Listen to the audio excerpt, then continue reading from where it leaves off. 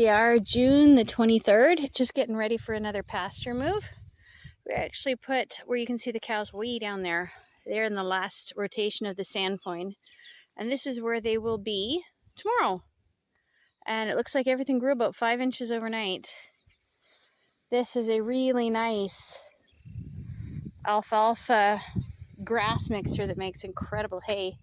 We try not to make hay though. But it was so dry and so awful. We didn't think we'd get a lot of growth for a while, but it looks like it grew about 5 inches overnight with the rain. It's nice and thick. They're gonna love it, and they do really well. So they'll go here tomorrow, and we're gonna work our way as fast as possible across this, because there are actually a lot of, if you can see, there's a slight different color right there, that tiny little hill there. It's thin, sparse, and horribly affected by the drought. So we want to go across it so fast, they just snip the top off. This has definitely grown enough to be regrazed. And actually, further that direction, which is north, the alfalfa is starting to blossom. Well, you can see it's starting to blossom here. When I'm grazing it fast, I don't want it to be blossoming, or else we kind of need to trample it. This is really gorgeous. I can't believe this grew. I'll have to do a... Do you remember when Charlie calved? Because that's when we grazed right there, and her calf died right there. You could do 20. Anyway, we have some unique... No, actually this is not unique. This is where we bale grazed. We bale grazed last spring, so spring of 2022, and look at how well it is completely covered. In fact, you cannot tell that we unrolled as many bales as we did here. And in fact, hey Nan! Didn't we bale graze here this year, or was it just last year? Okay, all right, so it was just last year that we bale grazed. Anyway, there's a lot of areas that I was a little more worried about because I don't feel like the blunt tips grew as well. Here's some more. You can see that we bale grazed here. Hi, little peanut. I want to see the grass get its nice long pointy tips before I move them back in. And there are some areas that have not recovered. I'm actually going to walk this way a little bit. We can't even explain. Some of this has been here since, some of these strips that don't grow much of anything have been here for 5 years, even though we keep spreading. Here you can see, though, there was a bale. And yeah, the weeds grow first, and then bunch grass comes, and then it fills in beautifully. And there's milkweed hither and yon. The cows leave it alone, and then we have butterflies. All right, so here we're getting to the really sparse drought areas. These areas we actually need to bale graze and such, because you can see they're really sandy. Anyway, we will probably go at an angle here and have the cows skip these areas. Here we are. This is what I'm seeing here. See how that is blunt? It hasn't completely recovered from being grazed. So while the alfalfa has, the grass hasn't. The problem is the cows prefer the grass to the alfalfa. In drought, the alfalfa outperforms grass easily 5 times. So I love alfalfa, especially when you manage dairy cattle. Here, none of this has recovered. You can see all these tips are where they ate, and here. So I have to, and then it starts growing better there. So I have to fly over these areas, most likely completely bypassing them. And the cattle move fast. They're not hard to work with. This is actually where all 40 of them stomped this area on a hot day. It'll grow back though. We just bring some of our, those are some junky bales from 4 years ago, and we just bring them over here and roll them. Cattle stomp and spread them around. Here you can see all of these have points. Hey babe, aren't you just the sweetest thing? All of these have points. They've grown back. I wish I could remember when Charlie calved. think it was the 22nd of May. So this is a 30-day rotation. I know there's so many people that say you need a 60-day. It is impossible to do that here for me. My forages usually grow way too fast.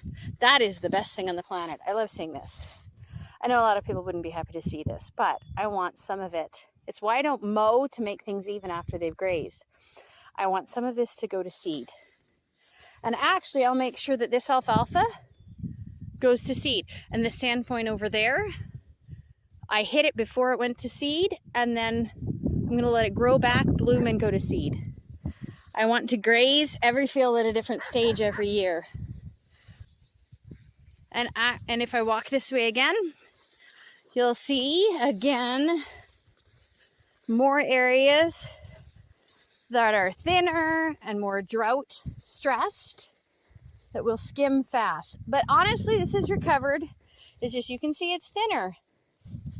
A lot of the grass goes into dormancy. Are you guys being rascals? Oh, Joe is playing with George.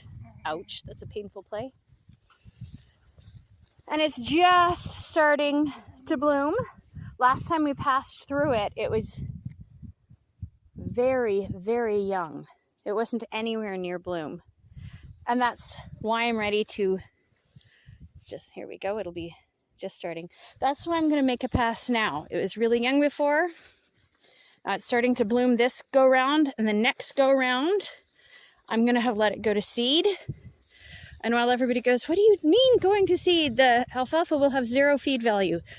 You would not believe how fat the cattle will get on alfalfa, even when it's going to seed.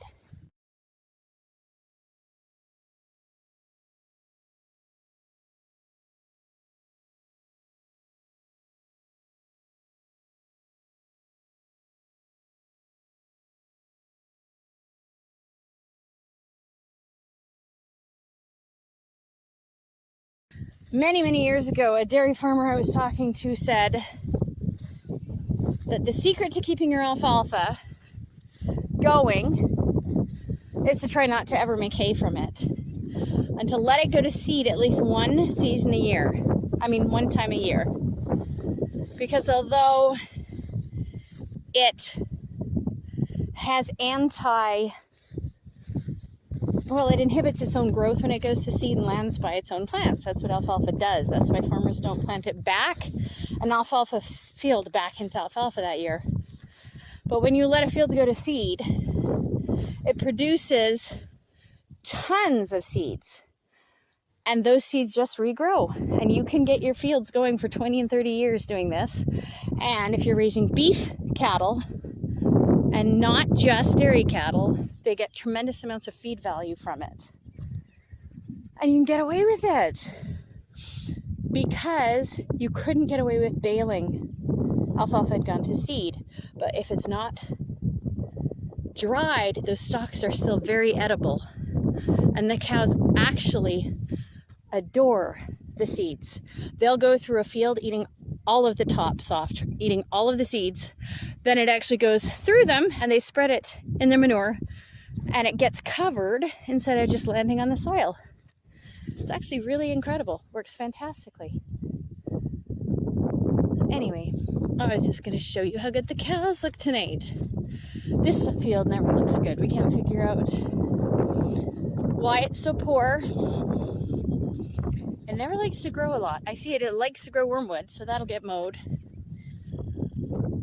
The cattle absolutely adore sandpoint, but it's very thin. And it'll grow back beautifully. Oh wow, look at this.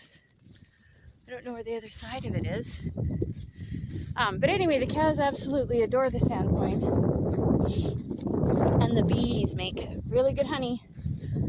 And every year we broadcast clover or something, and nothing ever wants to grow. And so it's kind of our sacrificial area. It's got bird's foot trefoil, it's got sandpoint, it's got clover, it's got tons of milkweed. It's got juniper and a little orchard, and of Crazily enough, we've actually seen wild oh, what's the word? I can't remember. Anyway, this is all growing, even though it was a field. We didn't plant that. This grass, I think, is just morphing from what we planted there and going this way. Eventually, this used to be horrible. So, give it a few years. And we have double the cattle numbers this year, so I'm hoping that extra pressure will do great things for it. And the cattle have mowed this beautifully. And they're looking good tonight, considering the drought and everything else. Claire is waddling like a beast. Right, Claire? Look at you waddle, your belly's so big. Everybody's doing really good. The steers look so edible these days. Hey, little cutums. Hey, Truffle. That's Dilly there, and she's due July the 7th. She takes eating very seriously, that girl. That's Dilly. Just getting a good udderful. Oh, another one over here.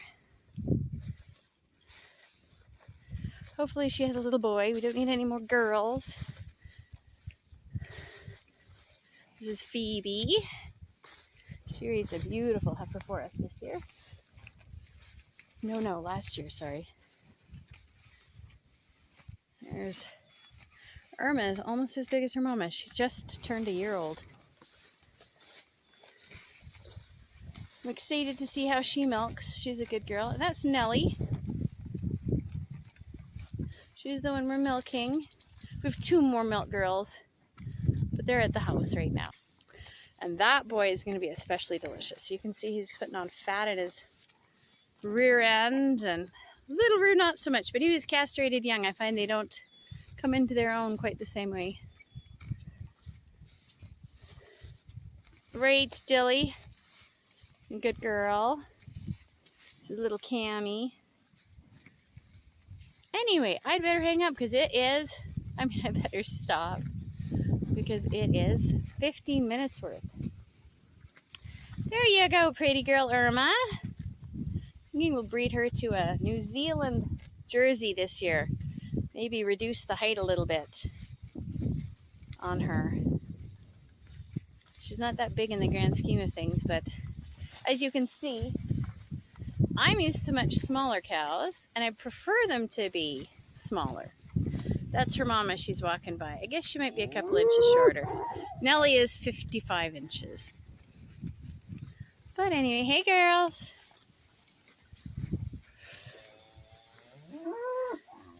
Here's another one that looks really, really good. Really nice udder. Some good fat on her. She actually is jiggling when she's walking. That's what I want to see on a beef cow with a calf. All these nice chunky hindquarters. These guys, each of them, all 3 of those just turned a year old.